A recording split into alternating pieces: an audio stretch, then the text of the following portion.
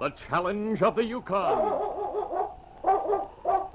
It's Yukon King, the swiftest and strongest lead dog of the Northwest, blazing the trail for Sergeant Preston of the Northwest Mounted Police in his relentless pursuit of lawbreakers. On King! On, you husky! Gold discovered in the Yukon. A stampede to the Klondike in the wild race for riches. Back to the days of the gold rush with Sergeant Preston and his wonder dog, Yukon King, as they meet the challenge of the Yukon.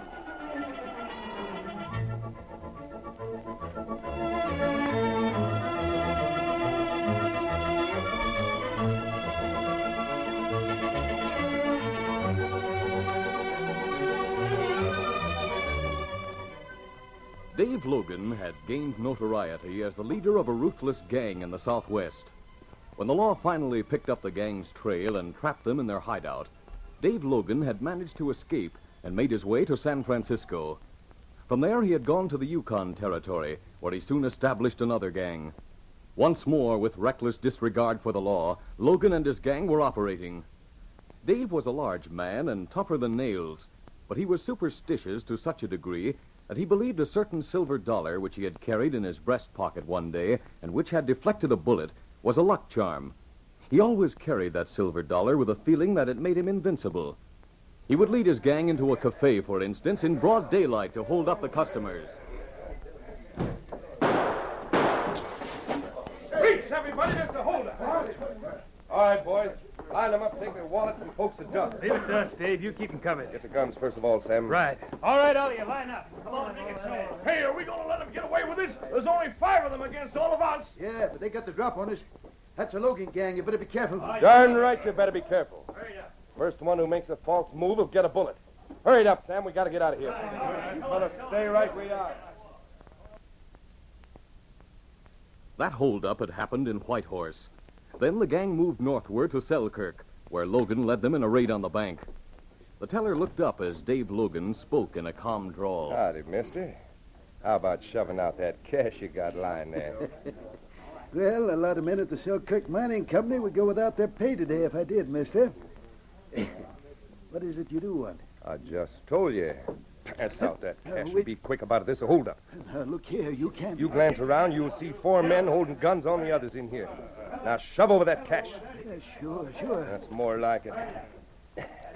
I'll just drop it all in this bag. Yeah, that does it. All right, let's go, fellas. After the robbery, Dave Logan led his men away from town, heading for the river. Oh. Easy now, easy. Easy. Come on.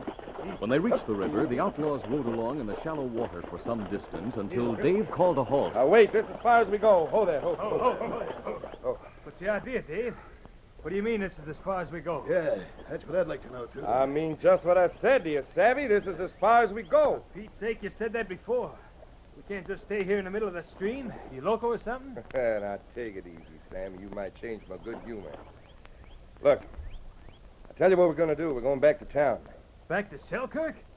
Holy cow, you are local. Hey, the constable's probably already on our trail, Dave. You must think I'm dumb. Of course the constable's hunting for us, but now. If I really said what I thought, you sure wouldn't like it. You keep your mouth shut, Sam, or I'll shut it for you. Okay. That luck of yours isn't going to last forever. And when it runs out, we're right along with you to get the result. I don't know why you say you want to head back to town after we came this far to get away. But if you got some plan in mind, why don't you tell us and stop all this yapping? Yeah, what's on your mind, sir? My plan is so simple, even a fool like you, Sam, can understand it. Now, listen to me. We turn around and ride back in the water past the point where we entered the river. Yeah, but if the constable has a They posse... haven't had time to get as far as the river yet. We can get back long before they arrive there. Then we'll head back to the hotel in town. There's a branch of the stream that runs almost behind the hotel, so we won't leave a trail. You mean actually hide out at the hotel right in town? Yeah. Nobody knows what you fellows look like. Why, you can walk around and talk to the folks about the big robbery. Say, Dave, that's sure a good scheme. And I, for one, think it'll work out all right. Yeah, Dave, I take back all I said a minute ago. You imagine us being right there in town while the law hunts for us all over the territory. I get sort of a kick thinking about it myself, Sam. Don't you worry. Logan luck still holds out. Let's get going back to town now. Right. Get up! Come on! Get up.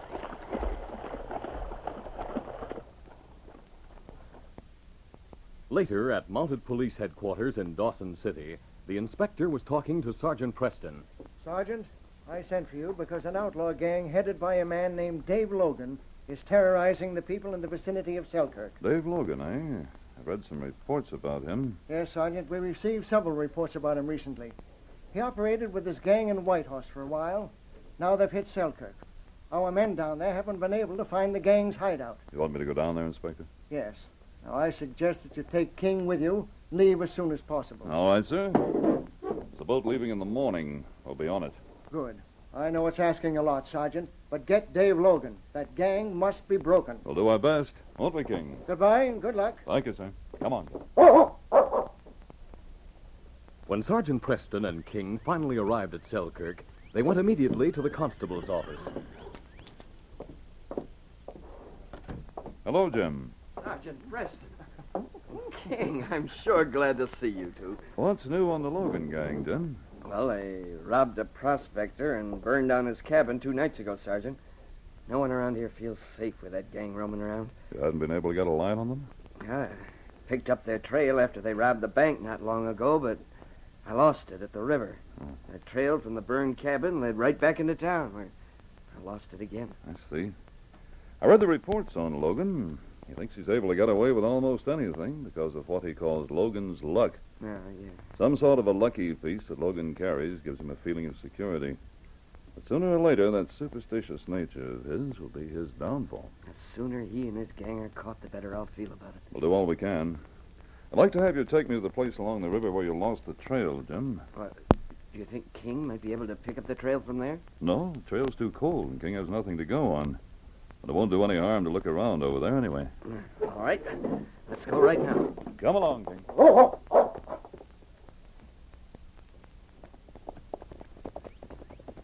When the two Mounties and King arrived at the riverbank, they stopped to look around. King's wondering what we want him to do. Well, just what are we going to do? We'll follow the riverbank south for a short distance, and then we'll cross and come back along the other side. Maybe we might find something. Get up, Blackie. Come on.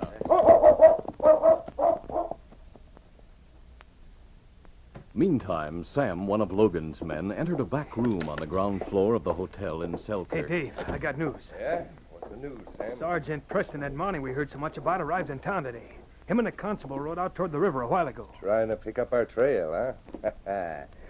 They don't know we doubled back in the water and followed the river here to town. Yeah, but they might get wise, Dave. They wouldn't think for a minute that we'd be holed up here at the hotel. Nobody's got to look at me, because I keep out of sight here in my room. Look, Dave, I was talking to the others. We think we ought to get out of here and head for someplace safer. You tell the others to leave things to me. Look, as long as I got this plug silver dollar, my luck will hold out, so you stop worrying. Yeah, I never did hear the story about that plug silver dollar you carry, Dave. Just how come it got to mean so much to you? Sit down a minute, I'll tell you about it, Sam. All right, go ahead. I'm listening. When I was way down in the Southwest back in the States 2 years ago, I took over a gang from an hombre named Red Elmore while he was doing a short stretch in the pokey. Well, one day I was in a cafe in a junky little burg called Pittville or something like that. Anyway, one of the gang came in and busted over to my table all excited. Dave. Hey, Dave. Well, what's he here? What you so excited about? It's Red Elmore. He's out of jail and heading for here. I'll come ahead and tell you. So Red Elmore's heading here, huh? Reckon he's hoping to find that gang of his and take up where he left off. But he's got another thought coming. This is my gang now. But you don't savvy, Dave. Huh? Red knows you took the gang and he swore to gun you down. Yeah, but... Say, now, that's different. I expected him to be sore at the gang. Well, I didn't think he'd come gunning for me. Well, that's what he's doing. He says he's going to put a slug in your heart right in front of everybody. That is, unless you hightail it before he arrives. No, I couldn't do that. If you did, you'd never have a gang again. Now, look, Red'll be here most any minute. Better get outside and meet him in the street where you have a chance. Yeah, that's what I'll do. But from what I know, Red's an expert gunslinger. He sure is.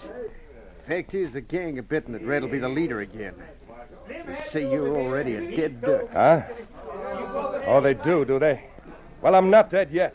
Now, go out now and wait for Red in the street. Here, wait. This must be your silver dollar. Yeah. Yeah, thanks. All right, let's go outside.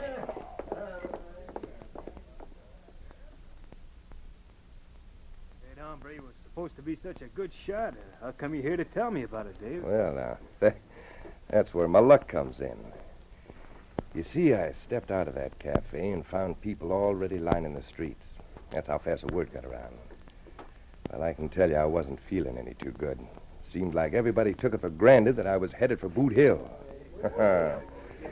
I remember a woman and a kid that were standing on the sidelines as I walked past.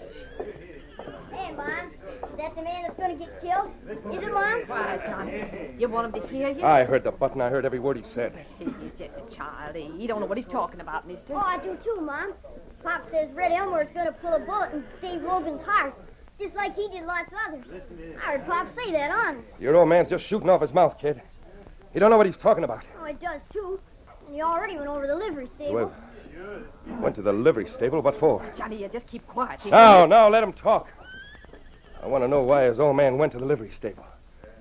And what's that got to do with me? My pop's the undertaker, that's what. He's what? He went to get the hearse so as to take you away when you get shot. Look, mister, don't you pay no attention. Just don't listen to Johnny. You just would like it.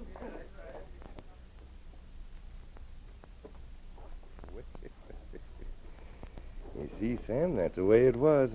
Even the undertaker was getting ready. Well, what happened? I walked out into the street. Then I saw Red coming toward me, walking real slow-like.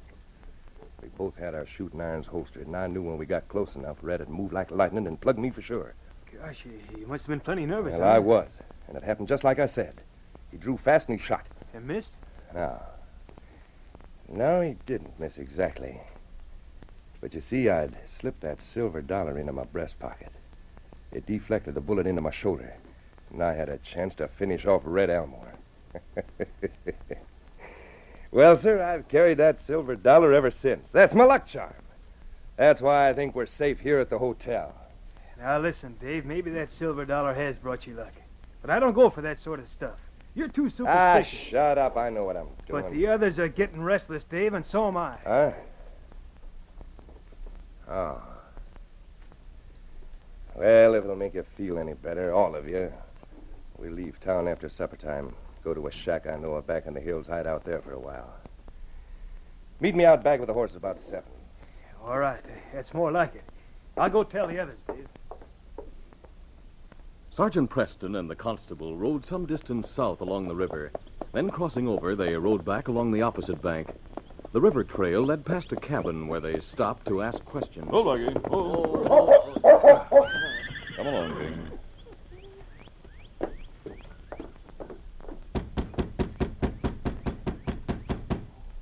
This could be where they're staying? I doubt it, Jim. Oh, Mounties. Is there something wrong? Good afternoon. I'm Sergeant Preston. We'd like to ask a few questions. Oh, I'm Mrs. Perry. Won't you come in? Thank you, Mrs. Perry. Hello. Oh, golly, look at that big dog. Well, he won't hurt you. His name's King. This is my son, Tommy. My husband bought this claim about a month ago. He's out panning for gold right now. I see. We stopped by, Mrs. Perry, to ask if you've seen several men on horses going this way. We're trailing an outlaw gang. Oh, no. Very few people use the trail on this side of the river, Sergeant. Someday Dad's going to find a lot of gold, Sergeant. I hope he does, Tommy. I have $1. Want to see it? Why, Tommy, don't bother Sergeant Preston. It's a plugged silver dollar my husband gave Tommy when we were in Whitehorse. Yeah. If my dollar didn't have a hole in it, I'd buy something at the store to play with. Tell you what, Tommy, if you want me to, I'll give you a good silver dollar for your plugged one. Oh, golly. Will you, honest? Sergeant, you shouldn't. I'd like to, if you don't mind. Here, Tommy. Oh, gee. Here's the plugged one. Thanks, Sergeant. We'll move along now, Mrs. Perry. If you should catch sight of several horsemen up this way, let us know, will you? Yes, of course. What? Come along, King. After they left the cabin and were riding the trail toward town, the constable asked, Why did you want that plugged silver dollar? I heard that was the type of luck piece that Logan carries, Jim. Huh. I heard the same thing. Do you think that dollar the boy had is the same one Logan carried? No, but I thought it might come in handy if we meet Logan and his gang. He's a very superstitious man. If he thought I had his lucky piece... I see what you mean. We'll get back to town and try to get a line on Logan. Let's hurry. Get up, Lucky. Come on now. Following Logan's plan, his gang met behind the hotel that evening, and they rode to the river. Soon they were riding along the same trail that Sergeant Preston and the constable had taken when they returned to town. Hey, I just thought of something, Dave. Yeah, what's that? We haven't got any supplies. Well, I'll be doggone. That's right. Well, what are we going to do about it? With that Mountie in town, it's risky for any of us to go back to the store. Yeah, that's right. That's right, all right. Well, look, to get to the shack that I told you about, we take a branch trail a short distance down the river. When we reach that branch trail, you and the others wait there in the woods for me. Where you go? There's a cabin not far along the river from there. A fellow named Perry bought a new claim there not long ago. Pete told me about it. Yeah, that's right. I saw Perry in the store buying a lot of supplies. I asked about him, thinking he might be a prospector with a lot of gold. Well, what'd you find out about it? Well, his storekeeper said Perry spent practically all he had for the claim. Came here with a wife and kid. What's your idea in going to the cabin, Dave?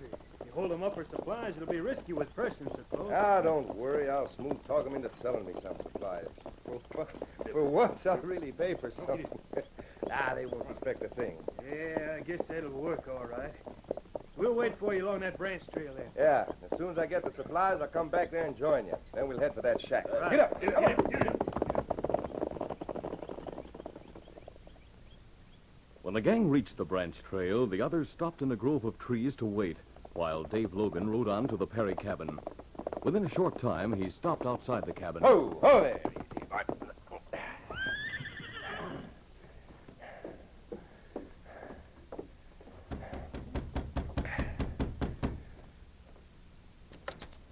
Good evening. What can I do for you? Howdy, mister. I have a claim not far inland from here. My wife is sick, and I don't want to take time to go into town. I wonder if you could sell me a few supplies. Why, sure, I reckon so. I can go to town and get more in the morning. Come in, mister. Well, thank you. Mary, Yes? this fella has a sick wife and wants to buy some of our supplies. Oh, of course. We can let you have some coffee, and some sugar, and some condensed milk, and some fresh bread I baked. Sure, and you can have bacon. We have Well, plenty. that's fine. I'll get the things together for you. If you think maybe my wife could help out over there. Oh, no, we can- no. There'll be no need of that. Thank you. We'll get along all right. I have $1, mister, all my own.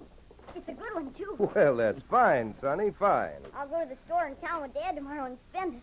You said I could, didn't you, Dad? Yes, Tommy, yes. Now, don't bother the man. I have the things ready back here on the table. Well, that's enough to see us through for a short time, I reckon. How much I owe you?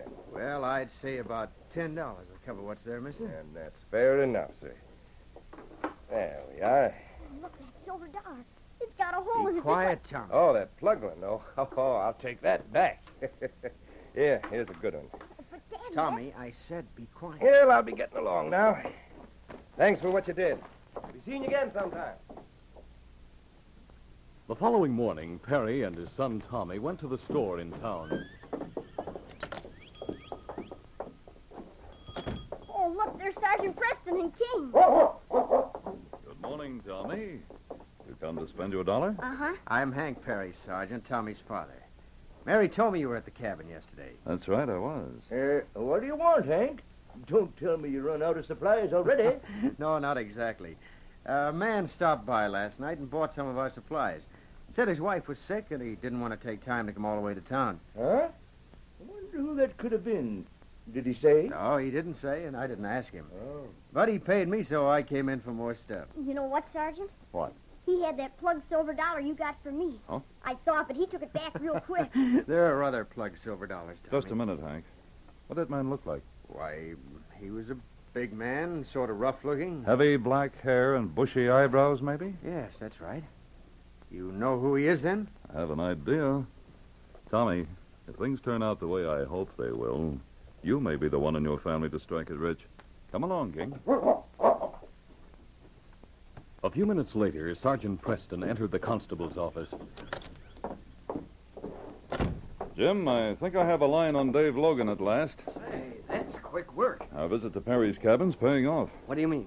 Did they see the gang? I'll tell after you we about left? it as we ride. Let's get our horses and head out to the Perry place right now. Come on, King.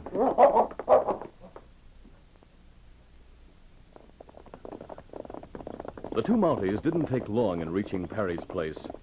Mary came out as they rode up and stopped. Hold, Blackie, hold. Well, Sergeant, I didn't expect you back so soon. Tommy and his father went to town. Yes, I know. We met them at the store. We're interested in that man who bought supplies from you last night, Mrs. Perry. Oh, well, he said he had a sick wife.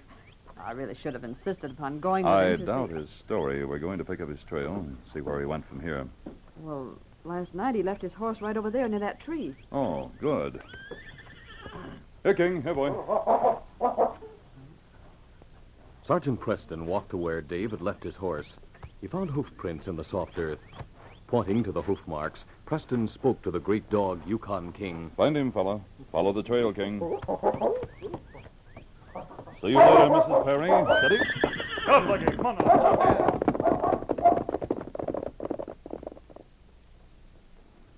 In a shack in the hills, Dave and his men were lounging about, waiting for his next move. Dave was saying, These supplies will last us another day or so, and then we'll have to get more or move on. Well, I'm for moving on anyway, Dave. I don't like having that Sergeant Preston so near. He's got a reputation for getting the ones he goes after. Yeah, Sam's right, Dave. We've been lucky so far, but it's crazy to push our luck too far. Oh, shut up. I know what I'm doing. You're having luck because you're stringing along with me. There's no reason to believe that Logan's luck is going to run out. Yeah, but we can't waste our time laying around this shack. We'll lay around this shack till I say we move. You understand? Yeah, sure. No need to get sore about it. Yeah, but what if that Mountie and a constable pick up our trail? How are they going to know our trail from anybody else's? There's lots of people hitch their horses behind that hotel in town. Lots of people ride the trails. Yeah, I guess Dave was right as usual. Yeah, he's brought us through this far. Look, if we lay low, that Mountie will think we have moved on. Then he'll leave town. Yeah, but what about those Perrys? If they got suspicious and started talking around About town... what? About a prospector who came asking polite-like for them to sell him a few supplies? Why, that kind of thing happens often up here in the Yukon. Folks don't think anything of it. Well, there's no use worrying, Sam. Dave's got all the answers. Doggone right I have. You just rest easy and stop the gabbing. Don't get us anyplace. Meantime, Sergeant Preston and the constable followed Dave's trail back to where he met the others on the branch trail. They stopped for a moment. Hold, Blackie. Easy, fella. Look there, Jim. Hoof marks of several horses. Looks like the gang waited here until Logan got the supplies. Yes, and then they rode along the branch trail. From here on, it should be easy to follow their tracks to wherever they're hiding out. Yeah, but we'll be only 2 against 4 or 5, Sergeant. I realize that. If we have King with us, if we take them by surprise, we ought to make it. That's right. It's worth taking the risk. I knew you'd feel that way. Let's get moving. Get up, Blackie. Come on now.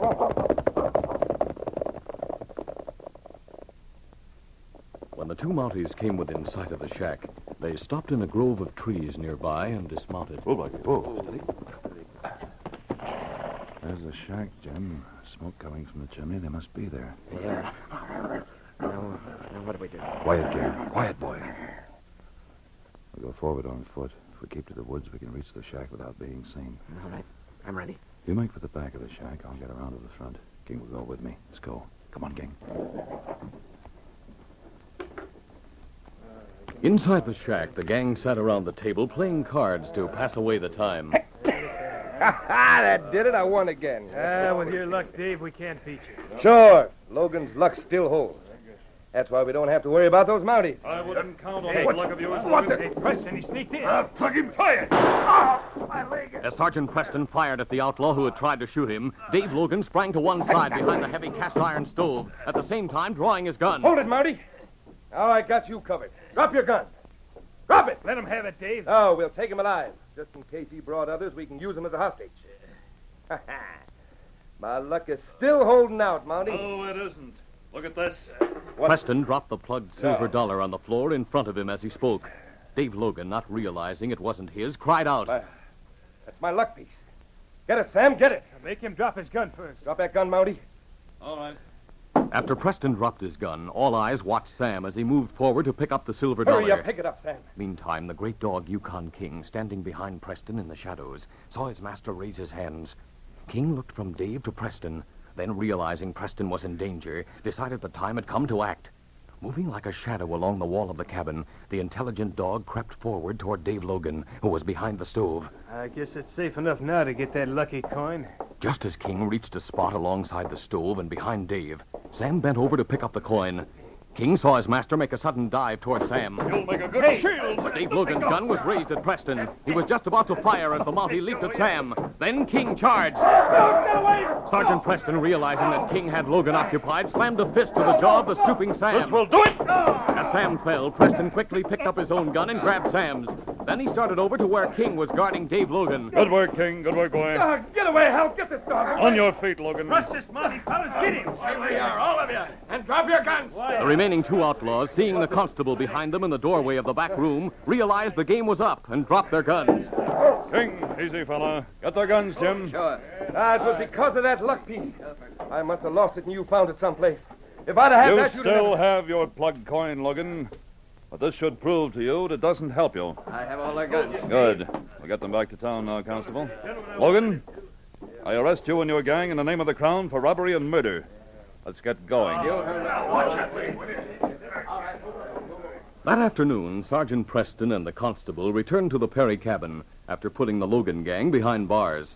The sergeant was talking to Tommy Perry. Tommy, there's a reward for the information leading to the capture of the Logan gang. It was through you that we finally caught up with them. You mean Tommy will get a reward? Well, I'm sure he will, Mrs. Perry. I'm putting in his name. Oh, golly.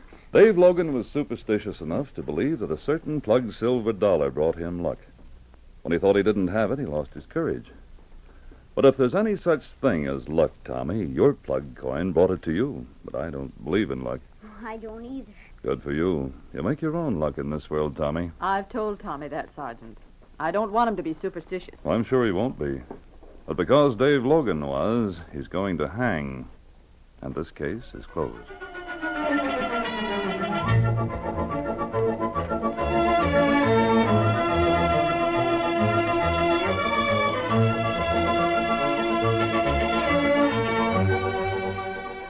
We now take you to Northwest Mounted Police Headquarters in Dawson. You sent for me, Inspector? Yes, Sergeant, I did. As you know, little Joey Clayton inherited a valuable gold mine. Now a man has come forward who claims to be Joey's lost father, Bert Clayton. You say claims to be. Does that mean you suspect him of being an imposter? Well, there seems to be no reason to doubt his identity, Sergeant. But as Joey's parent, he stands to gain control of the mine. So we'd better investigate him thoroughly. I'm assigning you to the job. Very well, sir. I'll get busy right away. Come on, King. Is the man who claims to be Bert Clayton really Joey's father? Or is he masquerading under a false identity to gain control of a rich gold mine? If so, he will undoubtedly resort to desperate measures to keep Sergeant Preston from exposing him. He may even plot the sergeant's death. Be sure to listen to this next exciting adventure, Cal Dorset's Heir. These radio dramas, a feature of the Challenge of the Yukon Incorporated, are created by George W. Trendle, produced by Trendle Campbell Enterprises, directed by Fred Flowerday, and edited by Fran Stryker. The part of Sergeant Preston is played by Paul Sutton. They are brought to you once each week until September, when we shall resume our regular Monday, Wednesday, and Friday broadcasts.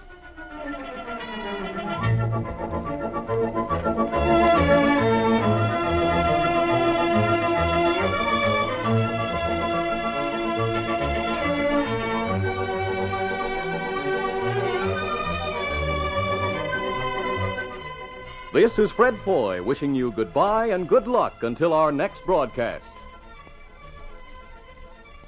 This is the Mutual Broadcasting System.